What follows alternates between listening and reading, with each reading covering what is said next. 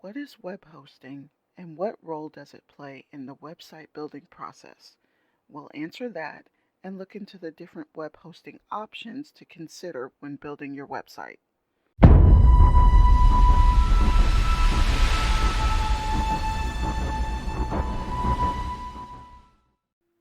files and folders that make up your website are stored by or hosted by a hosting provider on a computer called a server.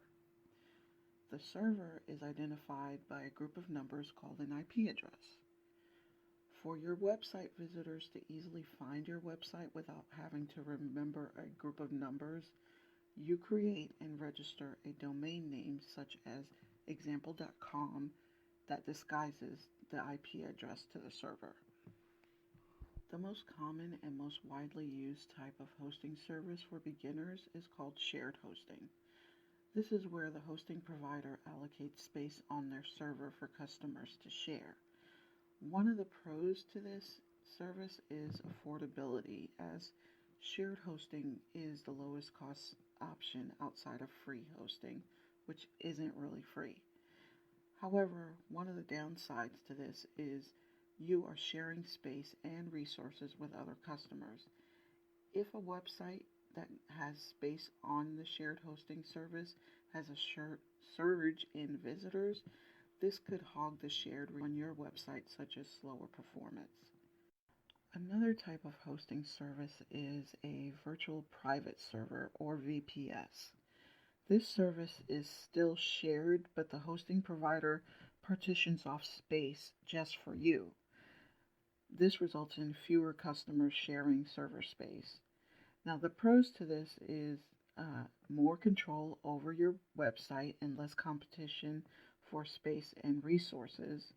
Now, some of the disadvantages of this is you have almost no tech support. Once you get this service, you're on your own basically. You basically have to set up your operating system, such as Ubuntu or Debian, or terminal software such as Putty, and other software from scratch. So if you have no knowledge of this service probably isn't for you. Now, command line knowledge is required for most of this, and like I said, basically you're on your own with this. There's very little tech support. Now, another downside to this is the cost, which is higher than just your basic shared hosting. So, I used to own a VPS or virtual private server, and it's quite the learning curve because once I set up my account, I was basically on my own. I had little tech support. Luckily, I knew the owner of the company that provided the VPS, and they did help me here and there, little by little, because I kept breaking stuff. I would crash my server. I would break software, and then there was this one horrific time where I crashed the whole server, and everybody's website went down. So they had to jump in and fix the stuff that I broke, which was on a regular basis. I broke stuff pretty often, but it was quite the learning curve. And the more I got to use it, the more I learned how to navigate and command line terminal stuff. It took a while, but I did learn how to navigate and use the VPS. And I did have it for quite a few years until um, the site that I was using it for, I no longer needed. So I shut the service down. And I'm also thinking about going back to that because it gave me more freedom. And now that I know how to use it, it seems like a better option for me. But for the total beginner, there's a very high learning curve. If you don't know command line, if you don't know how to use Putty, if you don't know how to use Linux, if you don't know how to use any of that stuff, if you're not a Cody techie person, then this is definitely not for you unless you do your research. A dedicated a server, the web host takes care of the server by providing power to it and maintenance to the hardware and other services to keep your server running. If you own your own server, you would be paying the hosting company a fee to house your server in their data center. Now, the pros to this is the space on the server is not shared with anyone else because it's your server and you own all the space on it. Um, the cons to it is dedicated servers cost upwards of hundreds of dollars a month in rental fees and maintenance. Now, you also need knowledge of the things that are required for a virtual private server, which is the terminal usage, the operating system installation, all the packages you need to install to get things to work.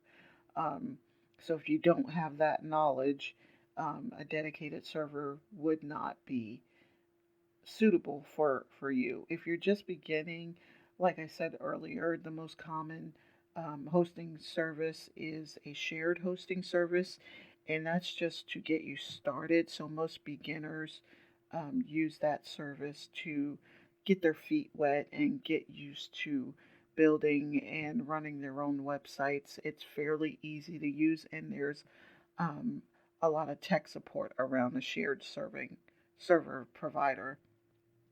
Um, with a dedicated server, like I said, it can cost you hundreds of dollars a month in maintenance and rental fees. Now, that it can be significantly lower if you own the server, but you're still paying maintenance and space rental fees in the data center. The last hosting service I'd like to talk about is managed hosting. Now, this service is like shared hosting, but the hosting provider manages your website and maintenance for the service. In other words, they build a website for you, they take care of the updates and maintenance of the website. The only thing you have to do is provide your content. So you provide your blog posts, you provide your pictures, you provide all the stuff that you would need to create a website, but the hosting company actually maintains the website for you and maintains the maintenance with updates and software updates. And now the pros to this is um, you only have to focus on providing the content for the website. You don't have to focus on the back end of anything, updating software or plugins or anything like that. All you have to do is provide the content for the website. The cons to this is that it does cost around the same price as a virtual private server, since the hosting company is more involved in the maintenance and upkeep of the server, then you're going to pay a higher price for that. When choosing a hosting provider, it's important to consider the different types of services. It's also important to consider the type of website you will be using. With shared hosting, they have different cost packages most of the time.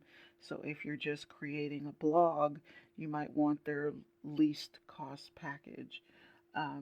You want to ask yourself what type of visitors you'll be getting, or will your website have an online store, or will your website, like I said, be a blog?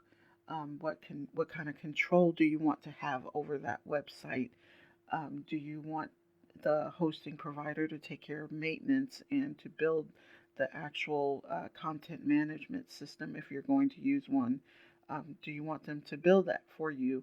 So there's a bunch of questions you want to ask yourself before you dive into selecting a hosting provider, because there's a lot of different factors into the quality of service you'll get depending on the type of website you have. I'd like to thank you all for watching the video.